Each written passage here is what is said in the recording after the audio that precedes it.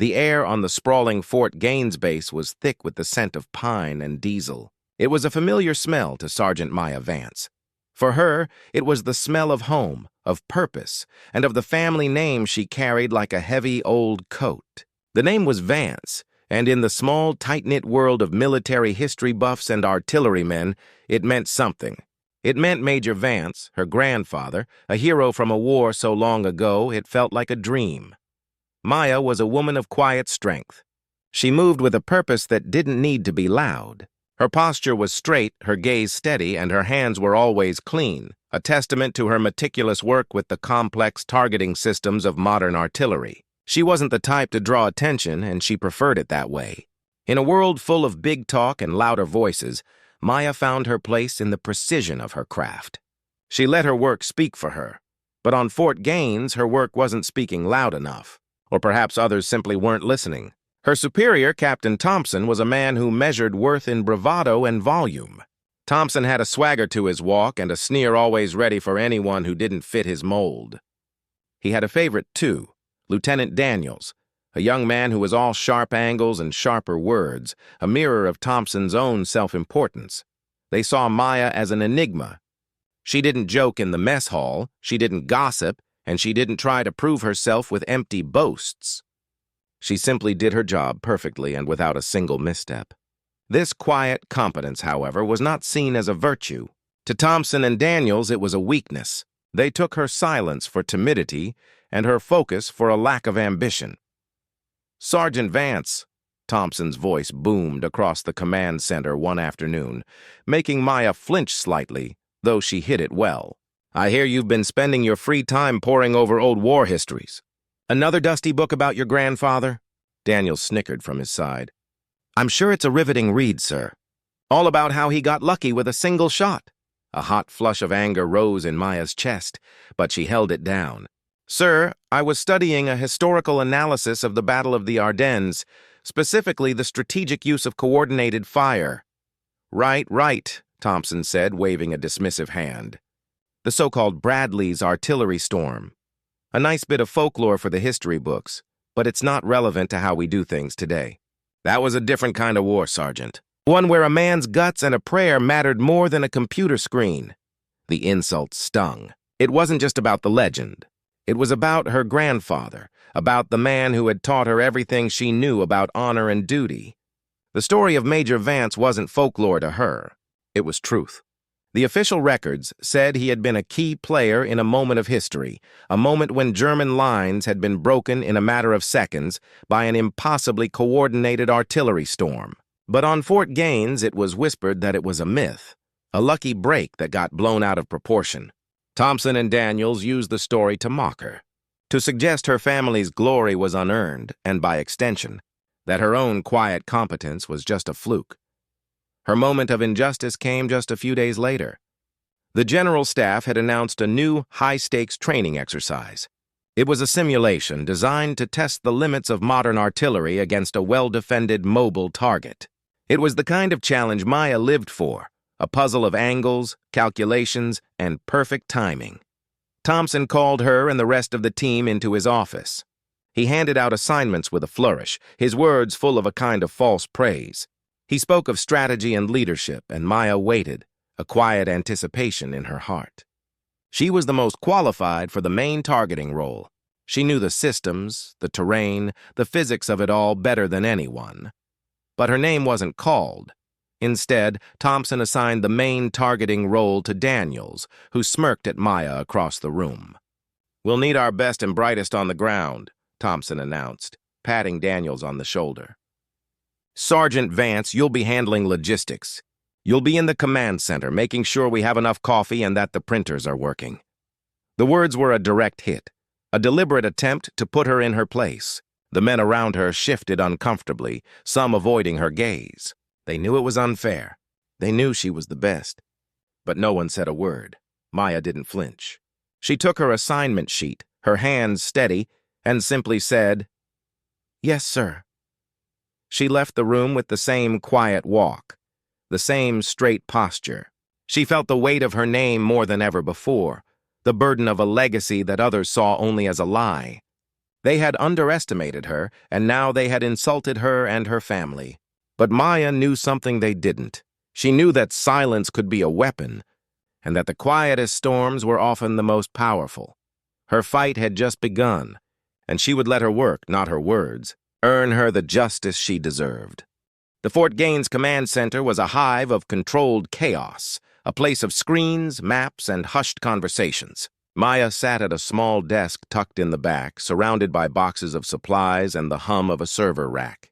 Her official title was Logistics Support, a polite way of saying she was an assistant. She handled everything from ordering new paper for the printers to making sure the right team had the right map at the right time.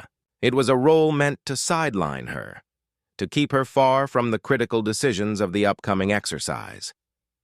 But Maya didn't see it that way. She saw it as an opportunity, a chance to observe, to listen, and to understand the entire battlefield from a unique perspective. While Daniels was busy grandstanding at the front of the room, shouting orders and trying to impress Thompson, Maya was quietly building a mental map of everything. She saw the supply lines, the communication routes, the weaknesses in the enemy's projected strategy.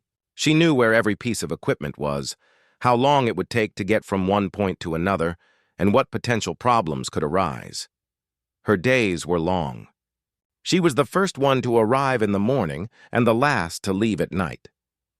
She worked meticulously, checking and rechecking her lists, making sure every detail was perfect. The others, the men who had been a part of Thompson's inner circle, mostly ignored her. Daniels would occasionally throw a sarcastic remark her way, something about her being the master of paperclips. Maya would simply smile, a small, knowing smile that made Daniels even more uncomfortable. The only person who seemed to see her was a new recruit named Private Miller. He was young, nervous, and full of questions. He was a new communications specialist, and he was struggling to keep up with the pace of the command center. One day he dropped a stack of maps, scattering them all over the floor. Daniels laughed, but Maya was on her knees in a second, helping him gather them.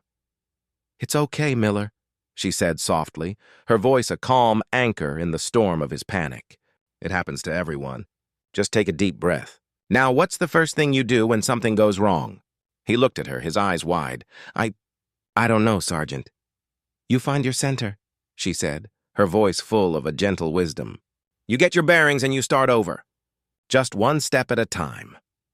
She helped him organize the maps, and from that day on, Miller became her shadow. He saw her silent work. He saw the way she made everything run smoothly, the way she anticipated problems before they even happened. He saw her not as a glorified secretary, but as the quiet engine that kept the whole machine moving. One evening, after everyone else had gone, Miller came to her desk. "Sergeant Vance," he said, his voice low. "Can I ask you something?" "Go ahead, Miller." "Why do they treat you like that?" "I mean, I've seen your file. I know about your grandfather. I've read the history books. He's a legend. And you're just as good with the computers as he was with the cannons. Why do they act like you're not even here?" Maya looked at him, her heart warmed by his honest question. "Some people can't see what's right in front of them, Miller. They see what they expect to see. They see a woman and they think they see weakness. They see a family name and they think they see a myth." She paused, a rare flicker of emotion crossing her face. "My grandfather's story, the one in the books, it's not the whole story. There's more to it, and I have to honor that, not with words, but with my work."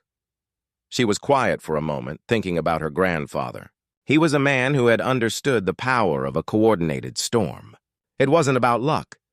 It was about seeing the big picture, about understanding how every small piece of the puzzle, every cannon, every soldier, every piece of information, could be brought together for a single, powerful purpose. The next day, Thompson held a briefing. He outlined his strategy, a loud, aggressive plan that focused on a single, powerful strike. He spoke in broad strokes, using big words, but Maya, from her corner, saw the flaws. She saw the gaps in his communication plan, the potential for a slowdown in logistics. She saw how his grand strategy could fall apart with a single, small misstep. Daniels, of course, praised the plan. "It's brilliant, sir." A direct hit. "They'll never see it coming." Maya looked at the maps, her hands folded neatly in her lap. She saw a storm coming, but it wasn't the storm Thompson and Daniels were planning. It was a storm of a different kind, one made of mistakes and miscalculations.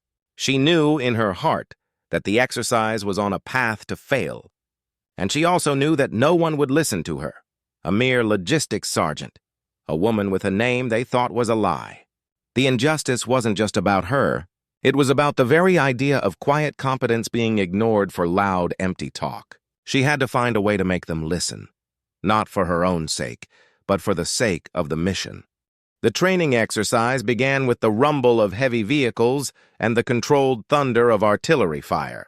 The command center, which had been merely busy, now pulsed with a nervous energy. On the large screens at the front, maps flickered with moving icons, representing their own forces and the simulated enemy.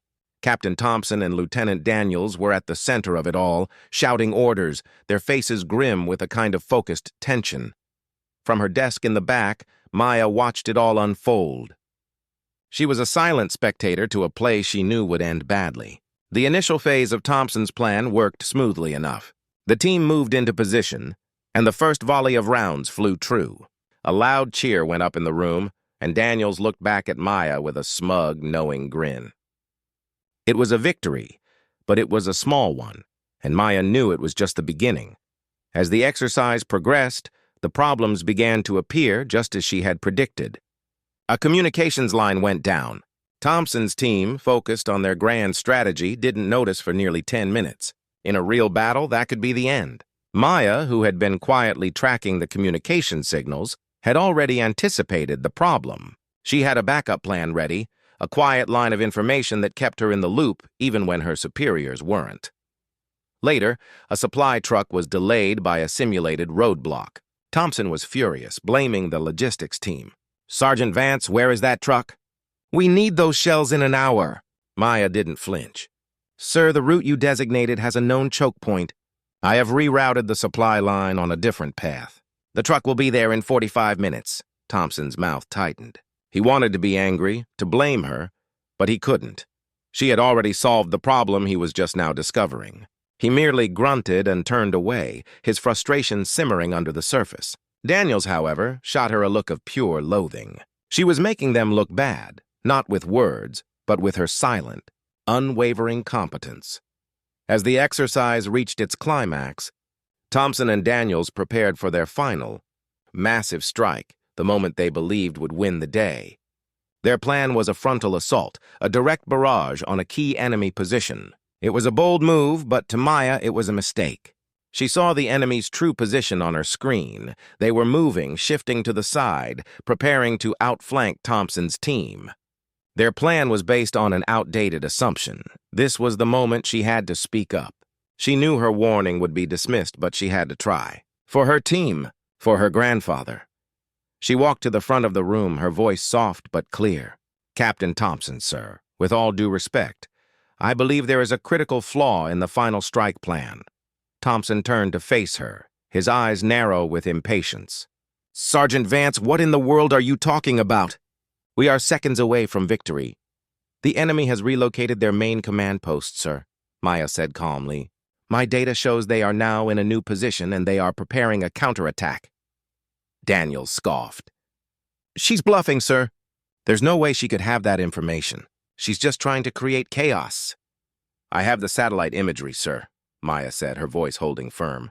"If we fire on the original position, we will not only fail to hit their command center, but we will leave ourselves exposed to their flanking maneuver." Thompson's face turned a deep red. He looked at her not with a military officer's authority, but with a personal fury.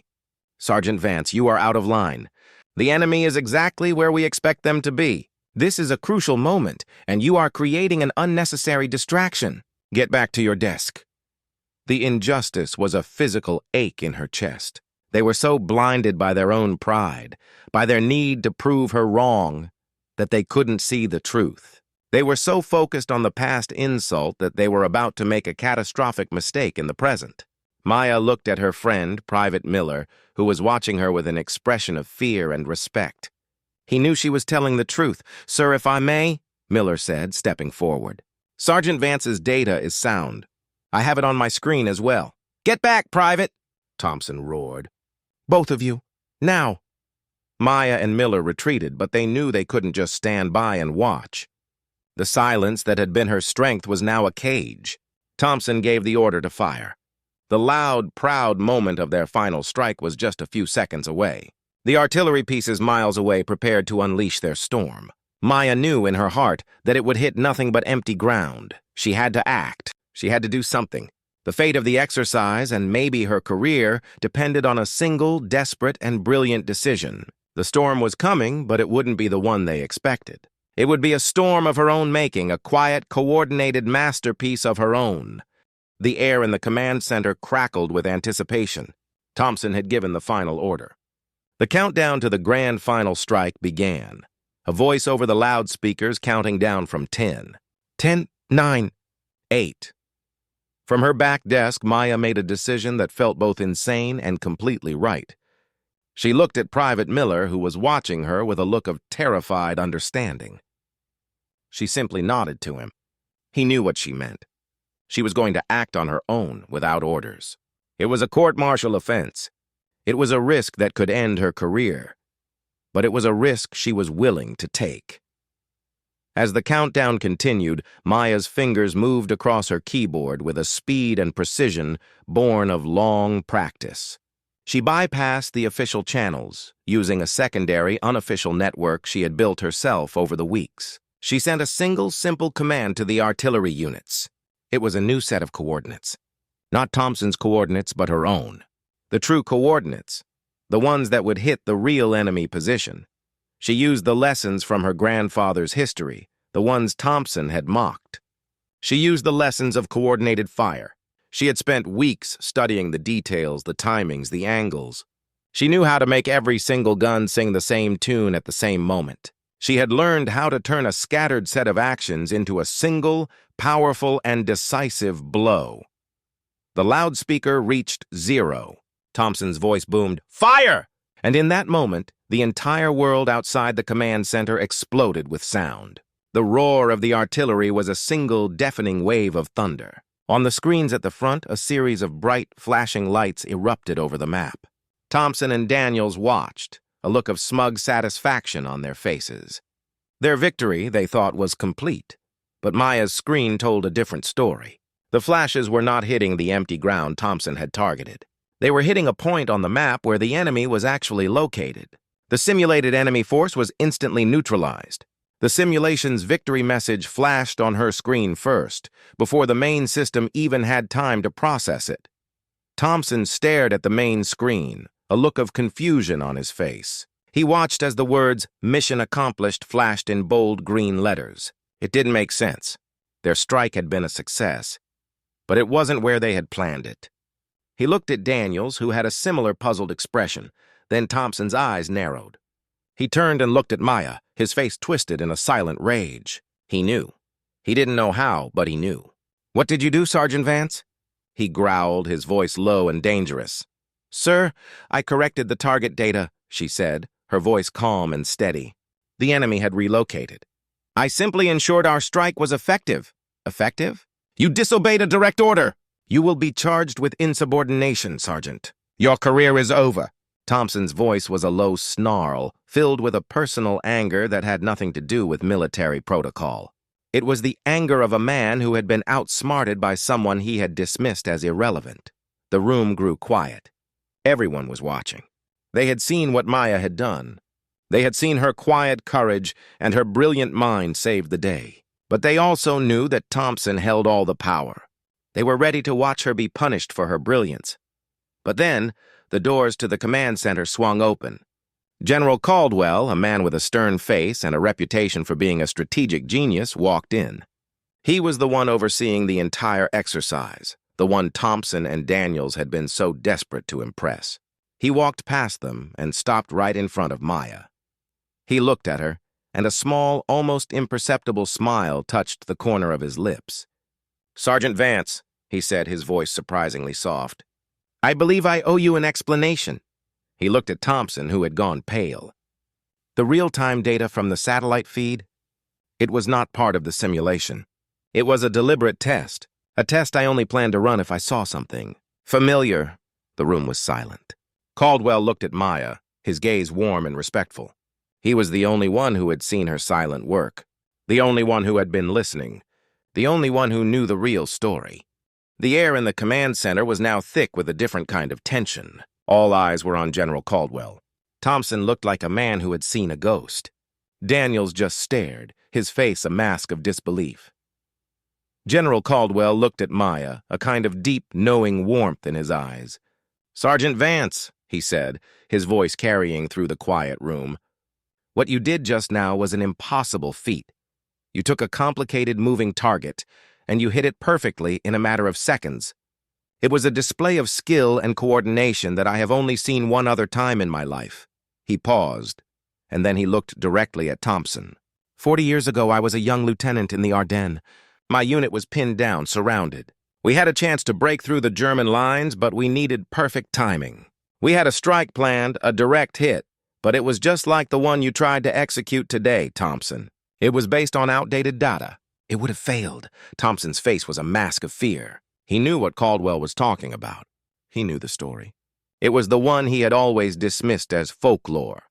But then, Caldwell continued, his voice low and dramatic, a young officer in the command center, a Major Vance, saw the true situation. He knew the enemy was relocating. He pleaded with his superior to change the target. His superior, a Captain Thompson, refused. He called him an emotional fool, said he was out of line. The shock in the room was palpable. They were hearing the real story, the truth that had been buried for decades, the story of Maya's grandfather, the story of Thompson's father. "The Major, your grandfather," Caldwell said, looking back at Maya, a look of profound respect on his face. He took a risk. He went behind his superior's back and sent a new set of coordinates. He took 1,000 scattered pieces of information and brought them together for a single, perfect strike. And in seconds, it broke the German lines. It saved my unit. It saved countless lives. He looked back at Thompson, his voice now firm and full of disappointment. "The official story was changed to protect the honor of your father, Captain Thompson. My commanding officer was convinced that your father, in his grief and his shame, would come to understand the weight of his mistake. But instead, it seems he passed his pride and his fear of being outsmarted down to you. You have been insulting the Vance name your whole life, trying to bury the memory of the man who saved so many, all to protect your family's fragile pride." He looked at Maya, his expression softening. "You were not insubordinate, Sergeant Vance. You were doing what a true soldier does. You were doing what your grandfather did. You were finding the truth and fighting for it, even when no one else would listen." Thompson stood there, speechless. Daniels just looked at the floor. The injustice was gone, replaced by a deep and satisfying justice. The quiet woman had won. A week later, at a public awards ceremony on the base, Thompson was gone, reassigned to a low-level administrative post. General Caldwell stood at a podium. He placed a medal on Maya's chest, a medal for exceptional bravery and strategic brilliance. He looked at the audience, a crowd of soldiers, and said, "Sergeant Maya Vance here is a testament to the fact that the greatest strength is not the loudest voice, but the one that speaks the truth, no matter the cost." Maya looked out at the crowd, her heart full. Private Miller was there, a wide, proud smile on his face. The story of her grandfather was no longer a myth. It was a legacy of honor. She had earned her place. She had not only proven her worth, but she had redeemed her family name. The weight of it felt different now. It wasn't a burden, but a source of power. A reminder that in the face of all odds, a single perfectly coordinated storm could break through the thickest lines. The truth had finally been revealed, and she had been the one to reveal it. This draft provides a complete narrative arc as requested, with the main character, a believable setting, and a satisfying twist that connects back to the title. I hope it helps with your YouTube project. Let me know if you'd like to dive deeper into any of the characters' backstories, or if you'd like to explore a different historical setting for another story.